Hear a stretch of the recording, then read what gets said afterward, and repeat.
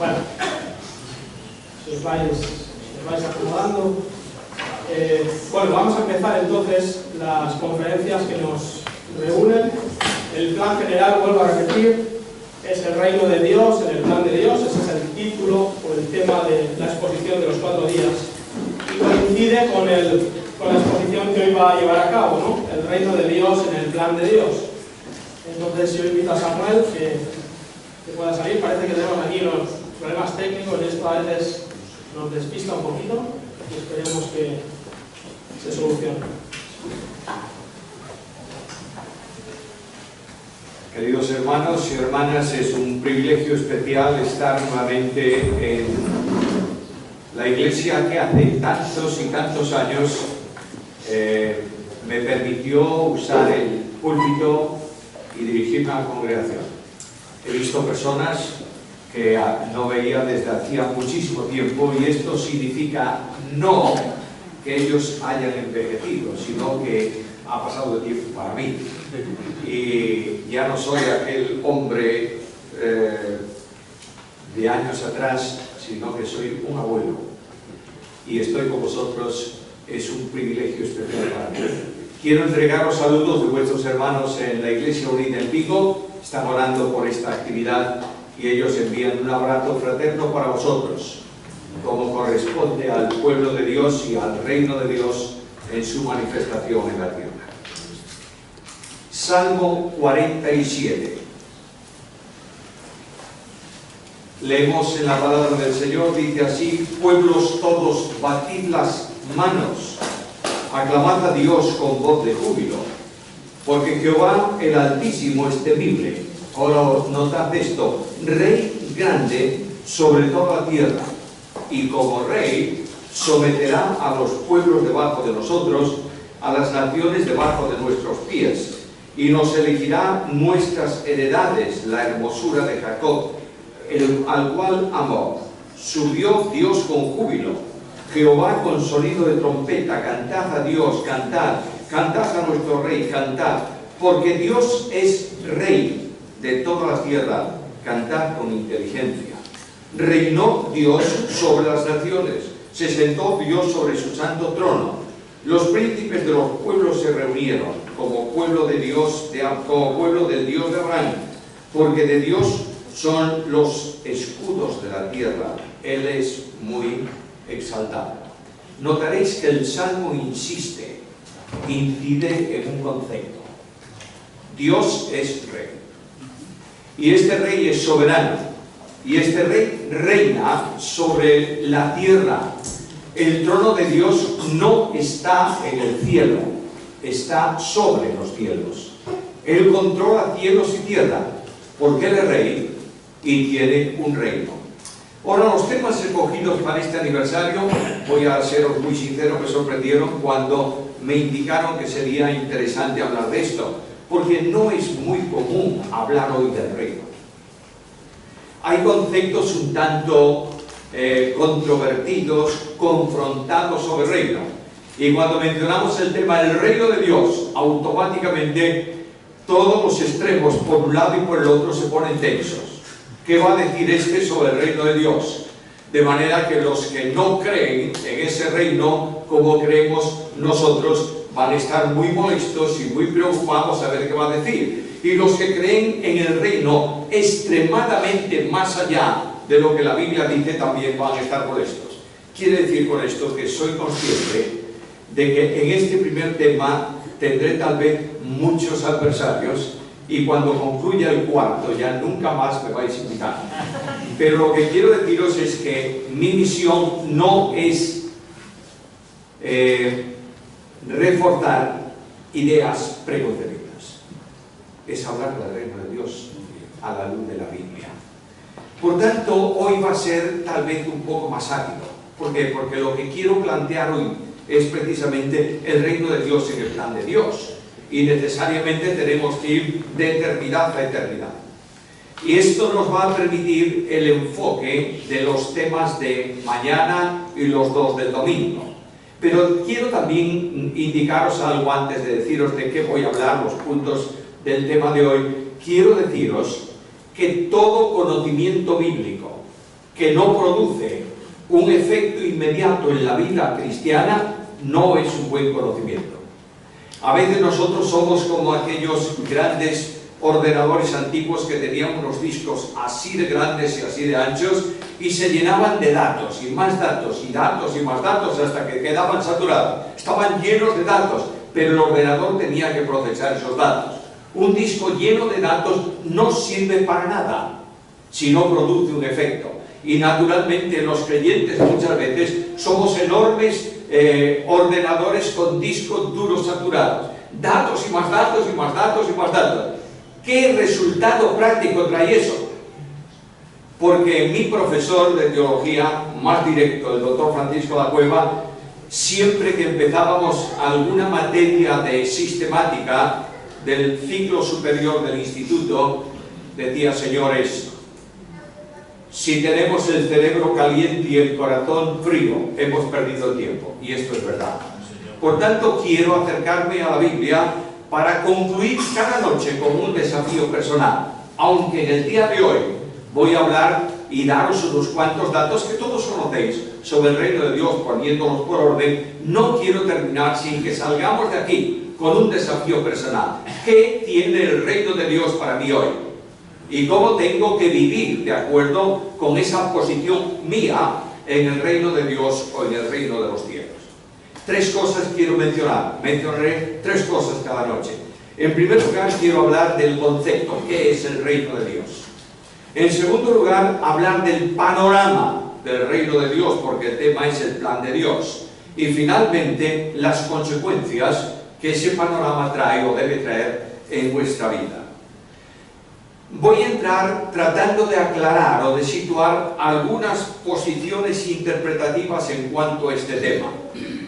En primer lugar, hay una interpretación dogmática acerca del reino de Dios. Dogma es aquella realidad de fe que debemos creer. Pero a veces nosotros tenemos un preconcepto sobre un asunto y buscamos textos bíblicos para apoyar nuestra idea. De manera que hay un enorme dogmatismo por el lado amilenial, histórico, desde Agustín para aquí y la Reforma, y hay un dogmatismo por el lado del dispensacionalismo extremo. Ninguno de los dos sistemas son correctos si se hace un análisis dogmático del tema, porque yo voy a encontrar versículos que apoyen mi idea. Aquellos que piensan que Dios murió solo por algunos tienen textos bíblicos.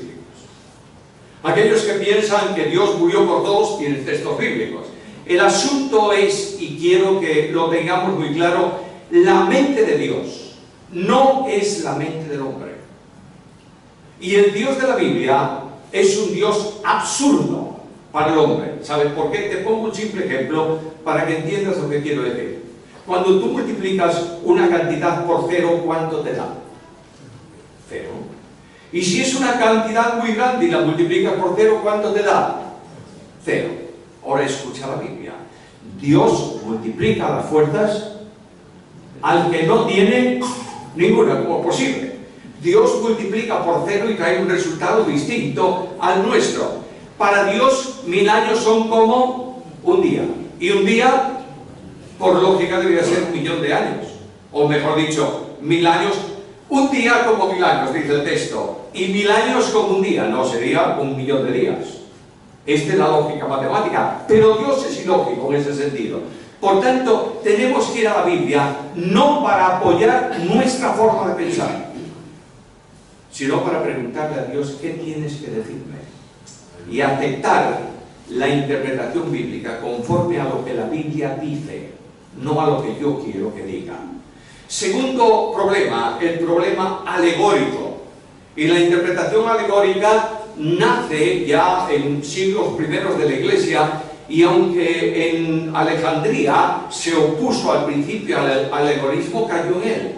De manera que no hace falta hablar más que de Agustín de Hipona.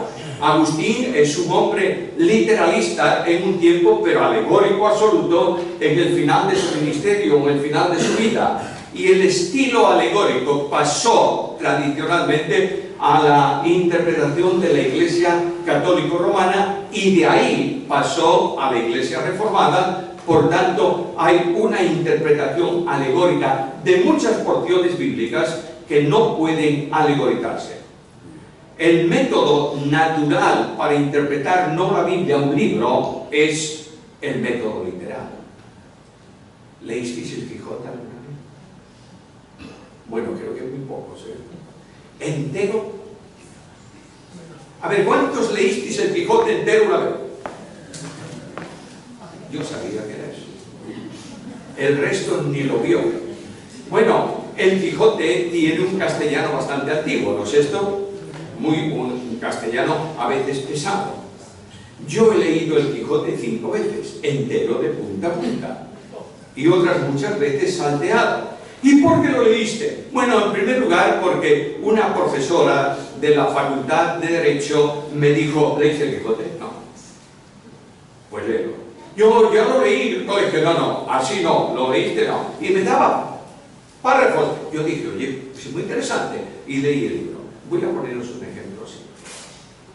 Hay el capítulo 6 del Quijote que comienza diciendo: la del alba sería cuando Don Quijote salió de la venta tan contento, tan gallardo, tan alborozado, por verse ya armado caballero, que el gozo le reventaba por las fichas del caballo. ¿Qué dije?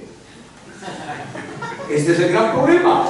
El problema es que estoy escuchando fichas y que son las fichas. Y el armado caballero, ¿qué es eso? Tengo que interpretar lo que el autor dijo. Así también la Biblia. Yo leo la Biblia y tengo que preguntar quién lo escribió, para qué lo escribió, cuándo lo escribió. Y en base a eso está una interpretación que se llama gramático, histórico, literal. Así hay que interpretar toda la Biblia, incluyendo las profecías. Tampoco llegues a extremos de decir todo lo que dice hay que entenderlo literalmente, porque si no yo te preguntaría hoy, ¿de qué color son las plumas de las alas de Dios? ¿Cómo? El Salmo dice, con sus alas me cubrirá y debajo de sus plumas, o debajo de sus alas, con sus plumas me cubrirá y debajo de sus alas estaré seguro. ¿Tiene alas? Ahí hay figuras de lenguaje que hay que interpretar como algo figurado, ¿está claro? De manera que vamos a la interpretación literal. Ahora, hay algunos que dicen, bueno, los dos métodos son buenos, el alegórico y el literal, y hacen un grupo mixto. Utilizan la interpretación literal para el 90% de la Biblia y la alegórica para el 10% restante. De modo que cuando abrimos la Biblia en Apocalipsis y leemos 5 veces que habla de milenio, dice, no, eso es una alegoría. Bueno, porque es una alegoría. Pero en cambio, dogmatizan, afirman, no se mueven de ciertos conceptos que también pudieran haber sido alegorizados del Antiguo y del Nuevo Testamento.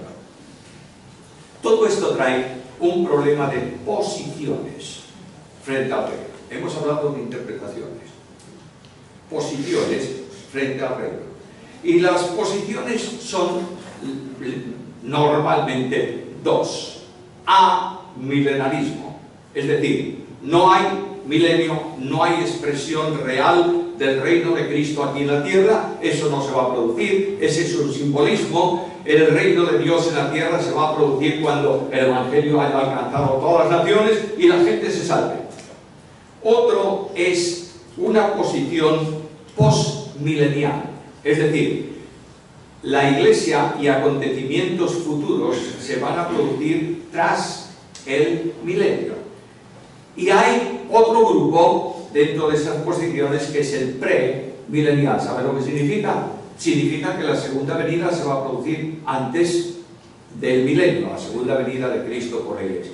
Pero en medio de ese conflicto tremendo hay dentro de los premilenaristas 3 posiciones. Están aquellos pretribulacionistas, es decir, la Iglesia va a ser llevada al cielo antes de la gran tribulación.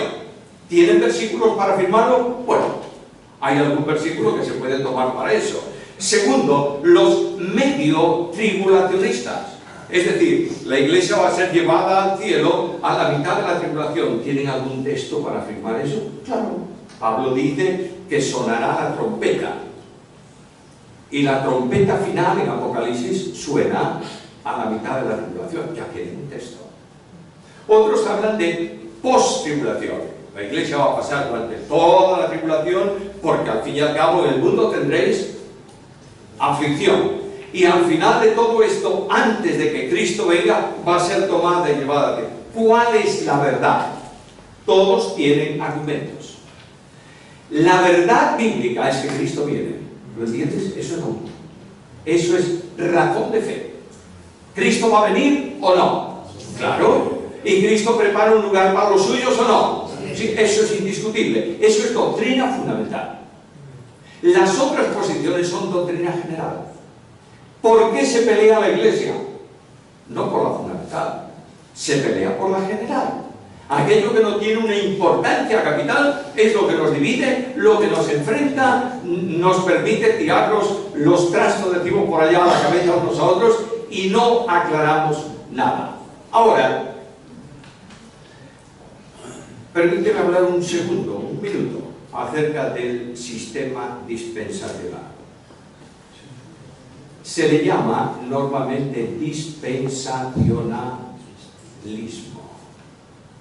No me gusta nada. Un sistema que termine en ismo o en ista no me gusta. ¿Paternal es bueno o no? Sí. ¿Y paternalista? No. Dispensacional no es un sistema, es una hermenéutica que se aproxima a la Biblia viendo a lo largo de la historia distintos momentos, no importa cuántos sean, en donde Dios trata con el hombre y habla en ese trato. Hay distintas manifestaciones a lo largo del tiempo, pero de eso a llegar a decir que hay 7 dispensaciones o 4 dispensaciones o 5, es muy relativo todo eso. Ahora, la hermenéutica dispensacional, eso me interesa. Es una forma de interpretar la Biblia desde una óptica hermenéutica. La hermenéutica dispensacional no nace en la iglesia evangélica, ni en la iglesia reformada. La hermenéutica dispensacional nace en el mundo católico. Veo caras asombradas. ¿Es verdad? Un hombre llamado Manuel Lacunza, que nace en el año 1731 y murió en el 1801, chileno, jesuita, conocedor profundo de la Biblia, enseñando en la Facultad de Teología, se formula una pregunta.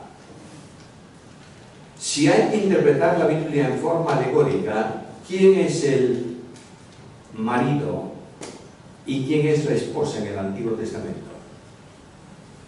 La esposa parece que es Israel, los profetas lo dicen, y el marido, bueno, no está revelado como tal Jesucristo, será el Padre. Pero ahora llego al Nuevo Testamento, ¿y quién es la esposa? La iglesia. ¿Y quién es el marido? Cristo. Luego hay 2 esposos y 2 esposas. Y ahí comienza el hombre con un problema teológico serio y comienza a investigar la Biblia a través del tiempo y se formula la pregunta justamente del reino de Dios. Y esta hermenéutica, fijaros que si es la primera vez que se acerca de esa manera a la Biblia después de siglos, esa hermenéutica pasó a manos de un hombre. Él escribió, Lacunza escribió un libro fantástico. Lo podéis buscar en la Biblioteca Nacional de Madrid y os mandan una copia en PDF, lo pagáis y listo. Se titula La venida del Mesías con esplendor y gloria.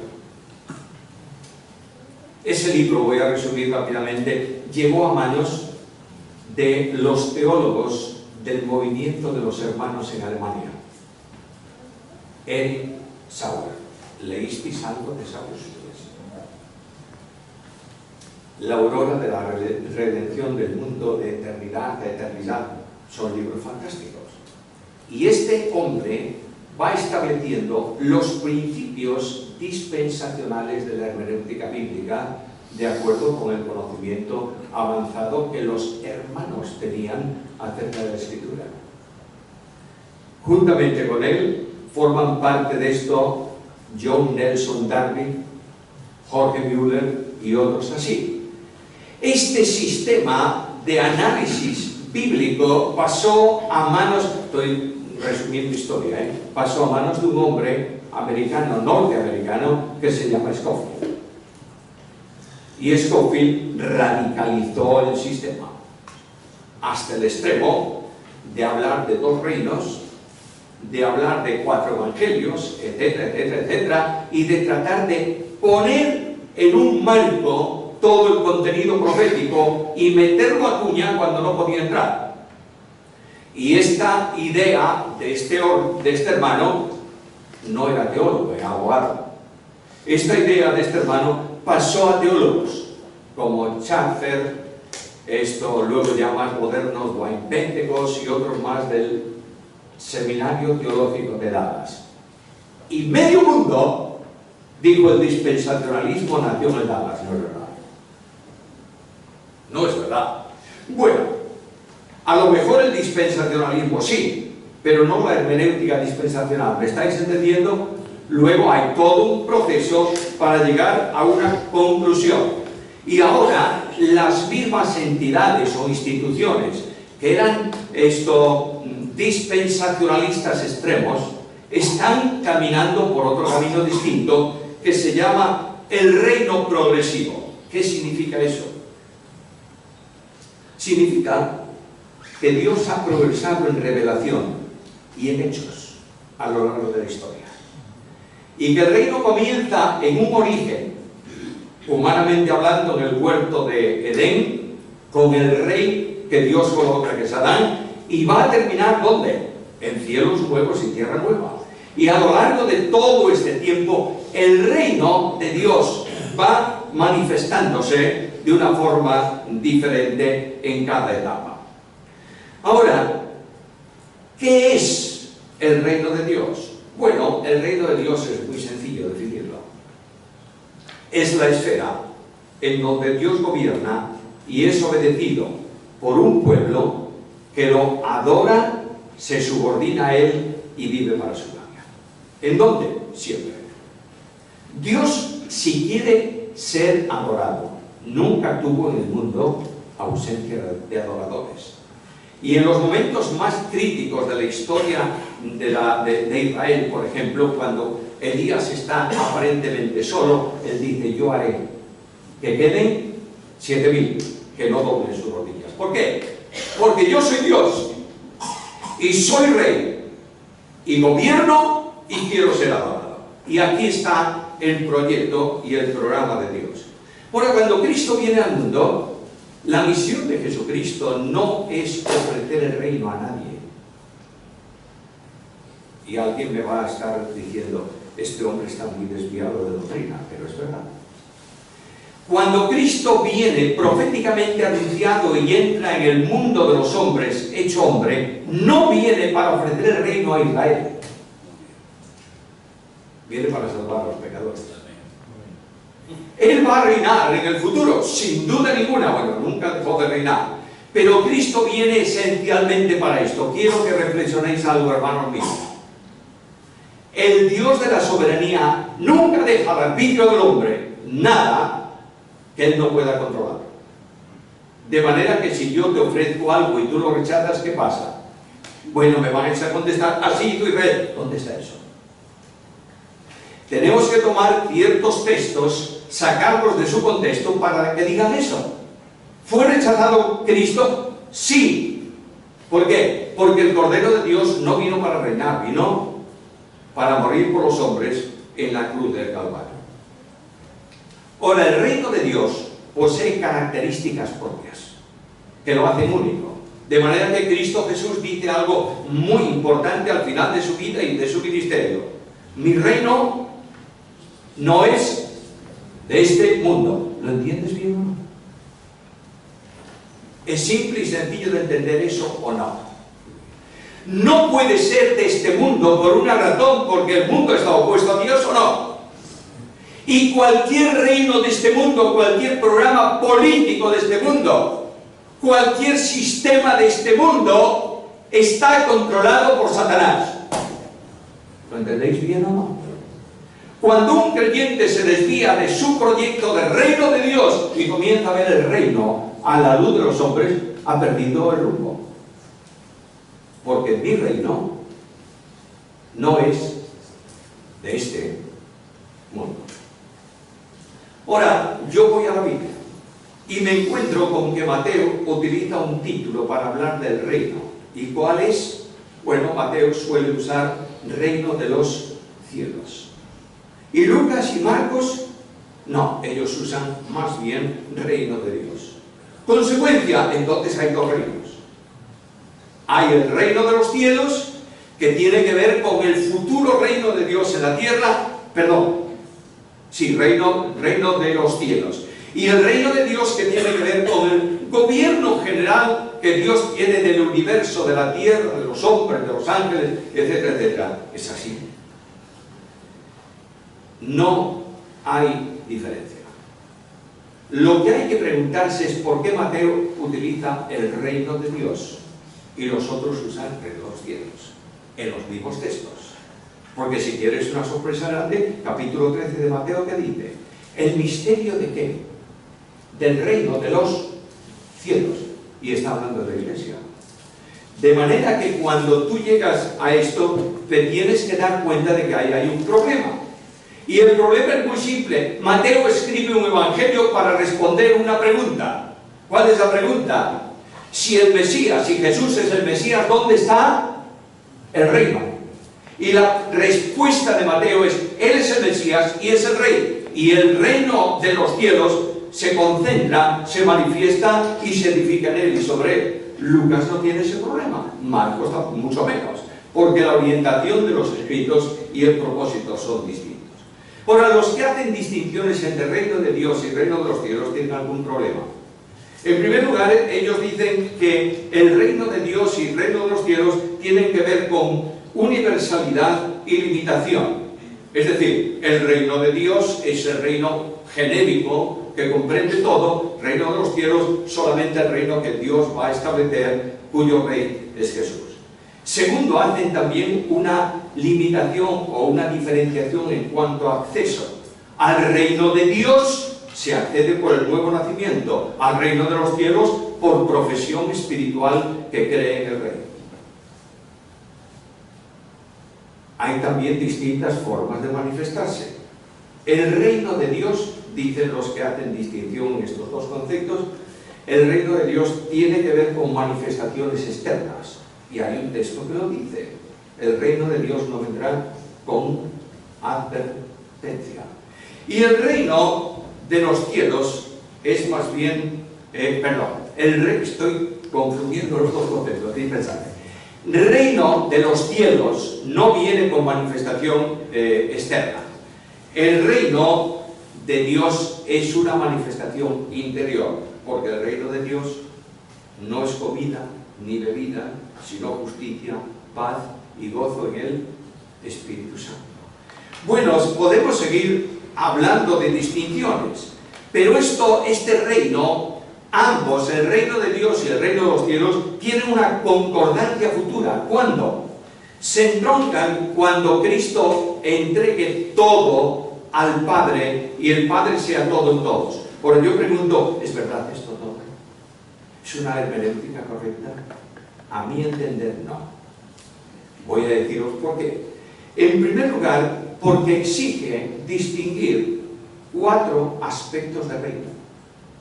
En primer lugar, el aspecto del reino en la proximidad. ¿Cuándo es? Cuando el rey viene y dice: el reino de los cielos se ha acercado. Segundo, hay que distinguir el reino en misterio. Mateo capítulo 13, que es la esfera de la profesión cristiana. Hacemos del reino una profesión.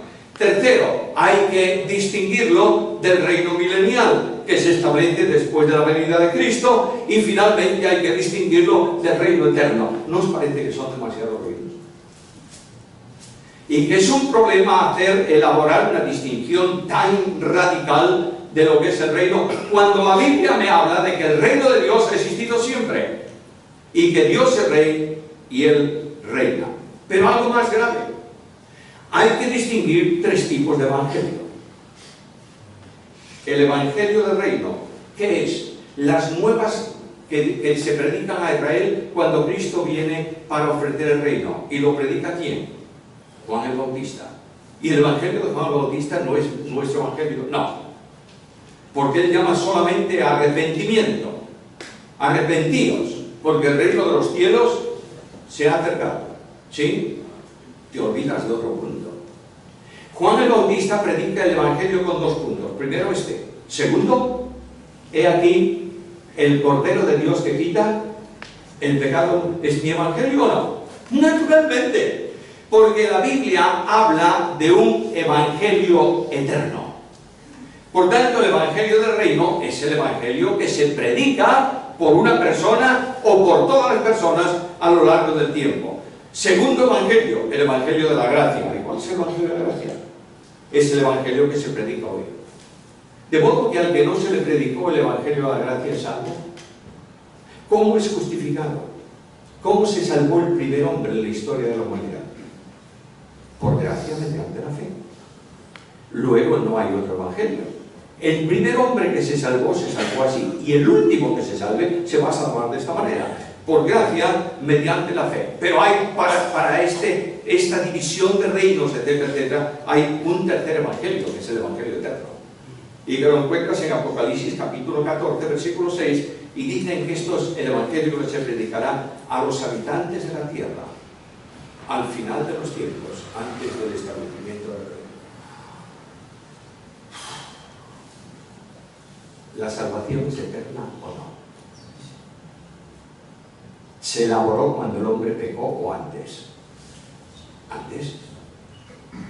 Dios nos salvó y llamó con llamamiento santo, no conforme a nuestras obras, sino según su propósito y la gracia que nos fue dada en Cristo. ¿Cuándo? Antes de los tiempos de los siglos. La primera exteriorización trinitaria de Dios tiene que ver con la salvación, no con la creación. Claro, esta exteriorización en salvación tiene que ser revelada luego por medio de la creación y a los seres creados por Él. Pero Dios, antes de que dijese sea la luz, Dios dijo sea la cruz. Y establece el plan de redención para que el hombre pueda salvarse en cualquier tiempo y en cualquier lugar. Y se salva creyendo a Dios. ¿No es así? ¿Cómo se salvó Abraham? Bueno, la Biblia dice que Abraham creyó a Dios y le fue contado. ¿Y sabes el evangelio que recibió Abraham? ¿Qué le predicó Dios a Abraham? Bueno, la cruz en figura, al fin y al cabo, le habla de alguien que va a venir de su descendencia. No busques cosas extrañas. Dios le dijo a Abraham, Abraham, escúchame, te voy a dar un hijo. ¿Un hijo? Sí. ¿A mí? Sí. ¿Y su madre quién va a ser? Sara. Pero si yo tengo 100 años y Sara prácticamente otros tantos, y además es estéril, ¿qué dices, hombre? ¿Crees o no? Creo, justificado. Ese es el evangelio que estoy hablando. Creyó a Dios y le fue contado por justicia. Claro, a medida que el tiempo pasa y la revelación avanza y la revelación de Dios es progresiva y hay más revelación, el mensaje varía en cuanto a expresión, no en cuanto a contenido. Cree en el Señor Jesucristo y será salvo. Aquí tienes la vía para recibir la salvación. Ahora, si el evangelio es la invitación al reino, porque es invitación a Cristo, naturalmente que el reino de Dios y el reino de los cielos es exactamente la misma cosa. Ahora, ¿cuál es el panorama del reino?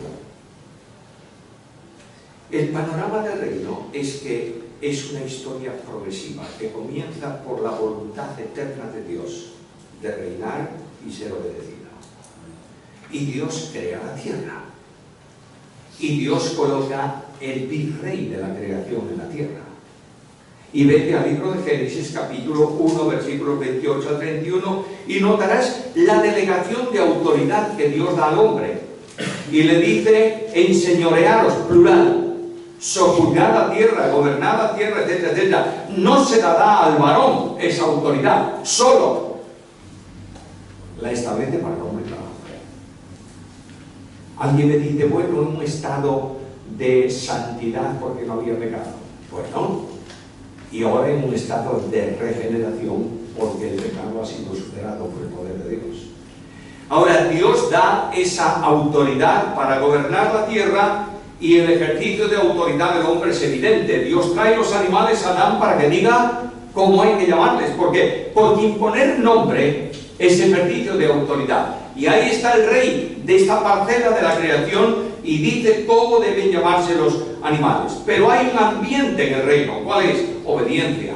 De manera que Dios dice a Adán, el día que de él comieres, el día que desobedezcas a mi prohibición, ciertamente morirás. No después, en el instante en que tú pecas. Porque el pecado interrumpe la relación de la comunión con Dios. La muerte en la Biblia no es asunto de término, es asunto de estado. De manera que para nosotros, ¿qué es la muerte? La muerte es el término de la vida, el cese de la existencia, ¿verdad? Para Dios no. La muerte es un estado de separación. La muerte física se produce cuando, tiene lugar cuando se produce la separación en el hombre de la parte física y de la parte espiritual.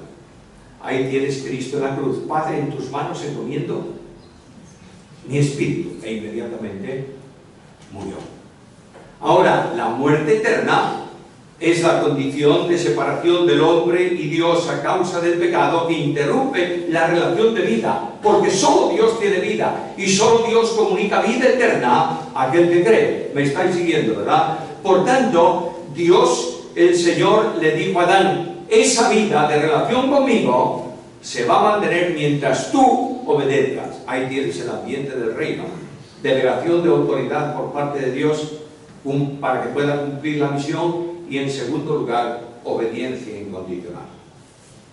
Ahora el hombre pecó, ¿verdad? No solo la mujer. A veces decimos, ¿quién tuvo la culpa en el pecado? ¿El hombre o la mujer? Bueno, y decimos, fíjate lo que dice Adán, la mujer que me diste, mira lo que hizo. Pero resulta que Pablo va a despejar la incógnita.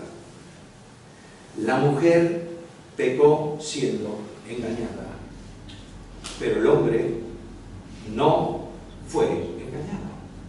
Por tanto, la voluntariedad absoluta en cuanto a pecado no viene por la vía de la mujer, sino por la vía del hombre. Bueno, a última hora me da lo mismo. Los dos pecaron y están destituidos de la gloria de Dios.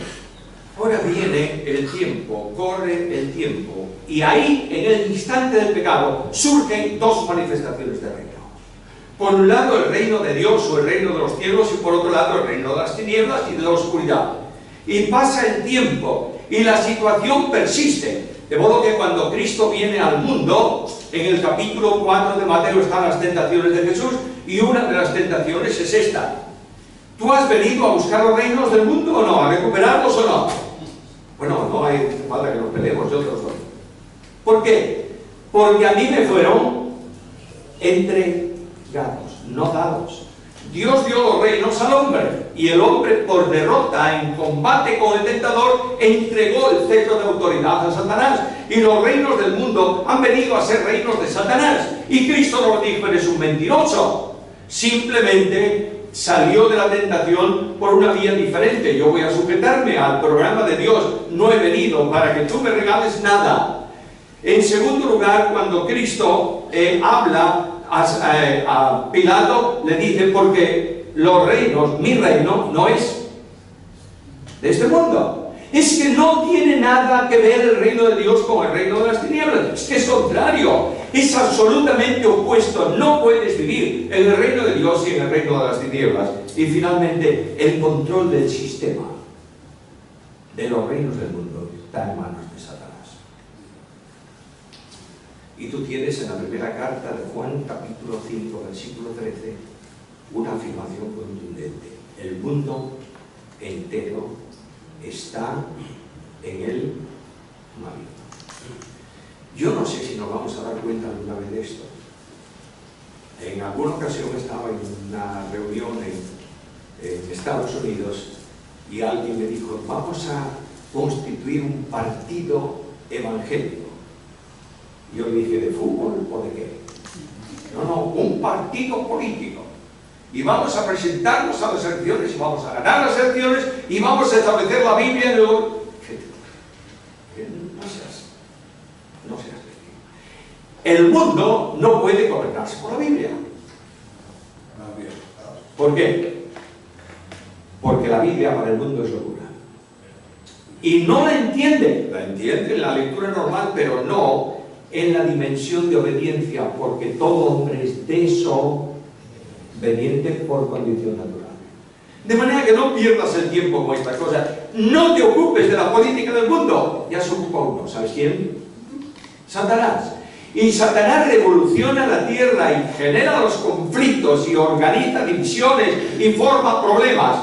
Tu reino es el reino de Cristo. Y tu reino está en los cielos. Y va a venir para gobernar en la tierra y vas a disfrutar de él para siempre, al margen del tentador. Ahora, antes del diluvio, ¿qué pasó con el reino? Bueno, tú lees el capítulo 5 del libro de Génesis y notarás algo. Ahí hay una descendencia hasta el diluvio de personas que pertenecen a un padre físico, natural en la tierra, que es Set. Y esos hombres, en medio del gran pecado del mundo, dice que los hombres comenzaron a invocar el nombre de Jehová. Ese de invocar significa yo me llamo de Jehová. Yo soy y adoro al Dios del cielo. Y van avanzando en sus genealogías y encuentras hombres que se destacan por esto. Caminó Enoc, ¿con quién? Con Dios. Y llegas a Noé y lees en Noé tres características. Era un hombre temeroso de Dios, era un hombre obediente a Dios y era un hombre con quien Dios andaba.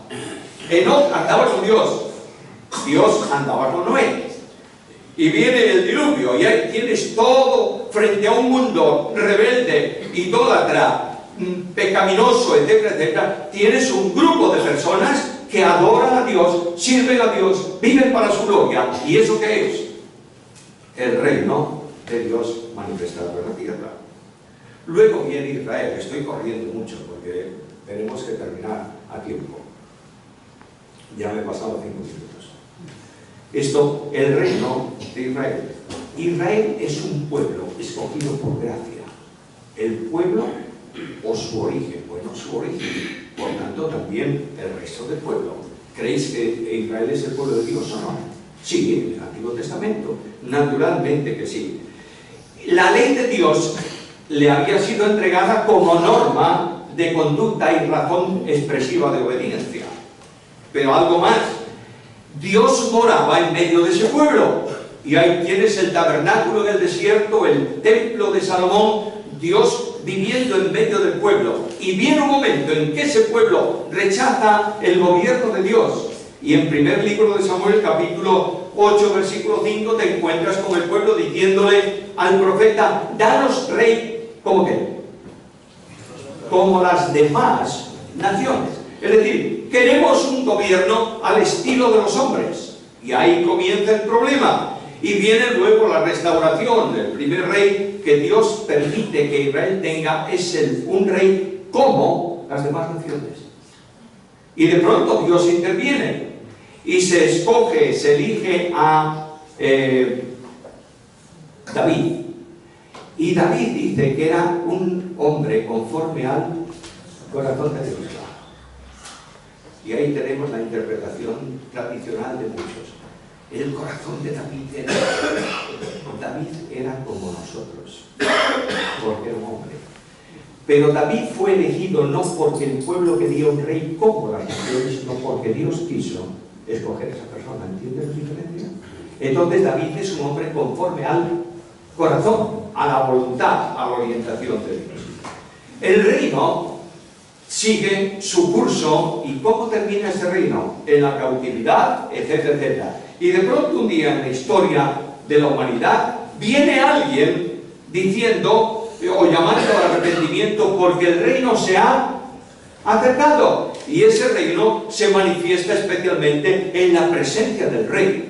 Y la predicación del Bautista es precisamente, como decía antes, en los dos términos. Mirad, el rey que va a reinar, el rey que viene, es el Salvador del mundo. El Cordero de Dios, no que lleva, que quita. Porque los sacrificios del Antiguo Testamento, el Cordero sacrificial, llevaba sobre sí el pecado. ¿Lo quitaba? No. Las conciencias seguían sintiéndose acusadas.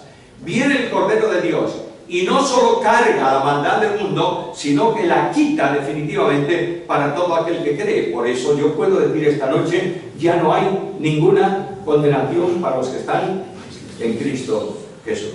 Ahora, el Señor viene al mundo enviado para reinar. No, viene enviado para salvar. Escucha la Biblia, yo no voy a añadir ningún pensamiento mío. Dios me libre de tal cosa. Gálatas 4:4. Cuando vino el cumplimiento del tiempo, Dios envió a su Hijo, nacido de mujer, nacido bajo la ley, para que reinase, para que redimiese a los que estábamos bajo la ley, a fin de que recibiésemos la adopción de hijos. Fue enviado para salvar. Y el ministerio evangelizador de Jesucristo trajo una consecuencia. Muchos creían en Él, ¿o no? Y ahí cuando el Señor va a ascender, hay 200 hermanos juntos. Y un poco más adelante irrumpe el tiempo actual del reino en la iglesia a través o después de Pentecostés. Y ahí tienes las parábolas del reino en Mateo capítulo 13. Y la enseñanza clave de eso, de que la iglesia es el reino hoy, está en Colosenses capítulo 1, versículo 13, el cual nos libró del poder de las tinieblas y nos trasladó ¿a dónde? Al reino de su amado Hijo. Ahí tienes el reino en el tiempo presente. Ha ido corriendo a lo largo de la historia porque Dios es rey y nunca dejó de tener pueblo que le adore, le honre y le obedezca. Y ahora está la iglesia. ¿Cuál es la misión de la iglesia en el reino? En primer lugar, mostrar al Rey Salvador. ¿Cómo? ¿Con un discurso evangelístico? No, en la individualidad de vida de los creyentes.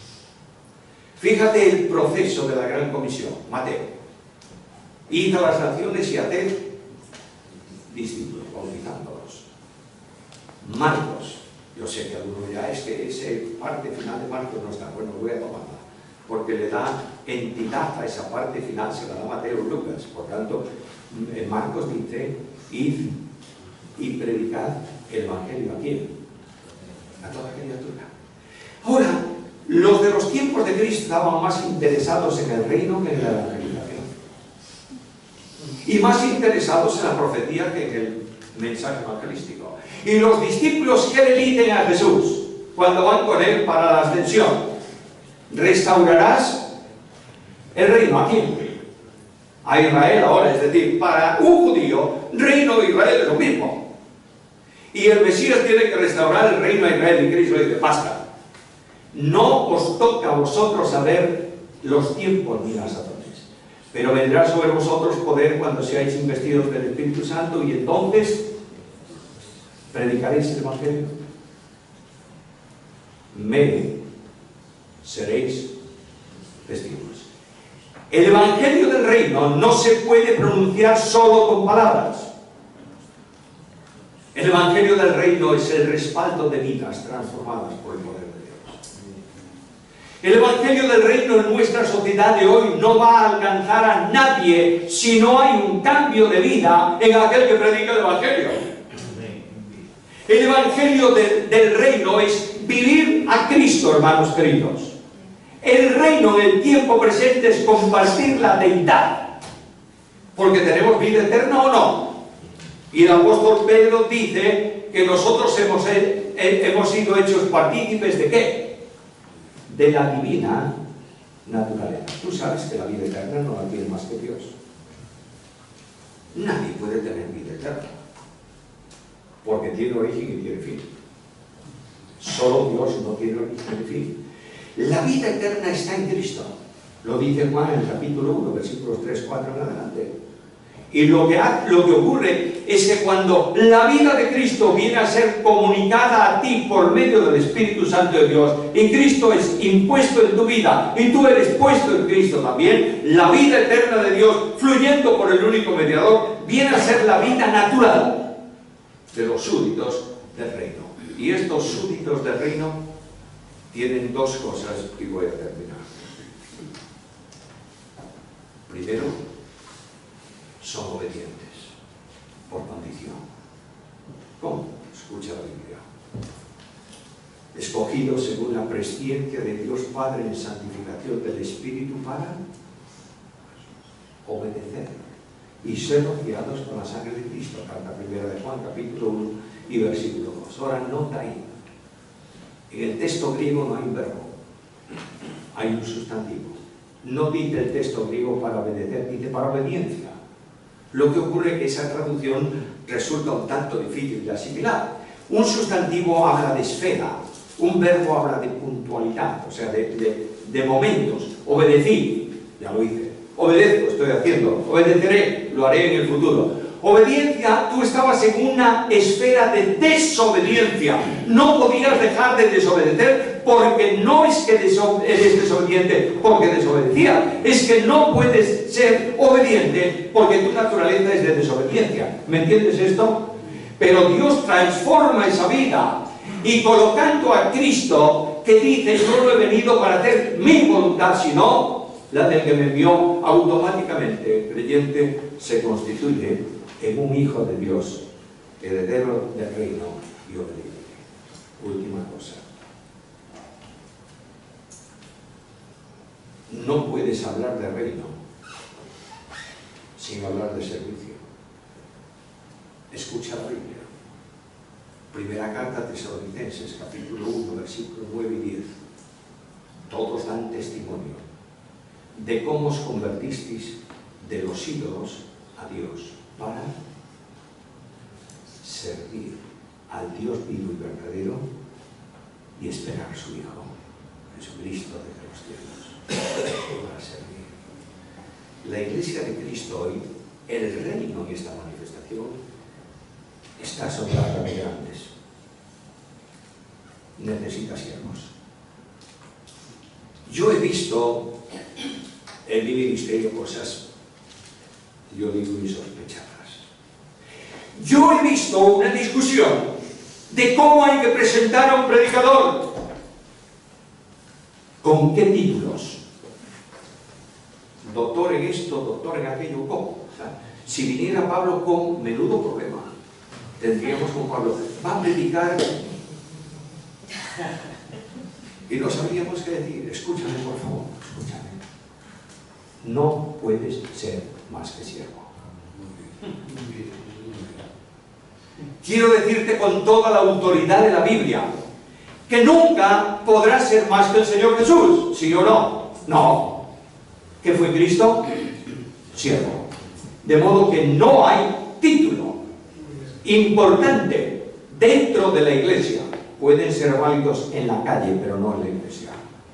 El único título de honor es ser siervo de Jesucristo. Por eso estamos en el reino de los cielos. Iremos desarrollando puntualmente. Esto fue un avance solo para entrar en materia. Ahora quiero deciros algo. Nos vamos para casa, ¿verdad? ¡Oh! Yo sabía que los dispensacionalistas eran un problema. Y otro que dirá: yo ya sabía que los amilenaristas son un problema. Bueno, el problema eres tú. Lo que ocurre es que tú tienes que entender lo que Pedro decía tocante al reino y al futuro del reino. Si esperamos cielos nuevos y tierra nueva, os conviene vivir en santa y piadosa manera. ¿Lo entiendes o no? Esto es lo importante de la reunión de hoy. Yo no tengo ningún interés en que tú te acuerdas de los datos que he dado, pero tienes que entender una cosa: la vida cristiana es una vida de santidad. La vida cristiana se vive en santidad. La santidad no es una opción. La santidad es la única forma de vivir la vida cristiana. Y algunos decimos: yo soy santo, porque no soy adúltero, ni fornicario, ni idólatra para poco. Y los pleitos, los celos, las iras, las contiendas y las divisiones que son las mismas obras de la carne. Y a donde tiene que ir la Iglesia de Cristo hoy es a dejarse de formas y entrar en el fondo. La Iglesia de Cristo está cansada hoy en día, y yo tengo la bendición de ver en vuestra iglesia un montón enorme de jóvenes cada domingo. Están hartos del sistema. Y no significa que vale todo, bajo ningún concepto. No significa que tiremos todo por la borda y hagamos la reunión de cualquier manera, desordenadamente, porque así somos libres, así somos esclavos. Amén. Pero quiero decirte que la vida cristiana no es otra cosa que vivir a Jesús. Escucha la Escritura. Con Cristo estoy juntamente crucificado. Ya no vivo yo, vive Cristo en mí. Y lo que ahora vivo en la carne, lo vivo en la fe del Hijo de Dios. Escucha, por favor. No dice lo vivo creyendo en el Hijo de Dios. Esto será por supuesto. Lo vivo en la dinámica de vida que movía al Hijo de Dios hecho hombre en la tierra. Glorificar a Dios y hacer la obra que le había encomendado. Que el Dios de la gracia toque nuestras vidas para que podamos vivir conforme a la, perdóname que utilice una palabra, política del reino de los cielos, es decir, una vida en consonancia con la manifestación del Rey. Dios añada su bendición.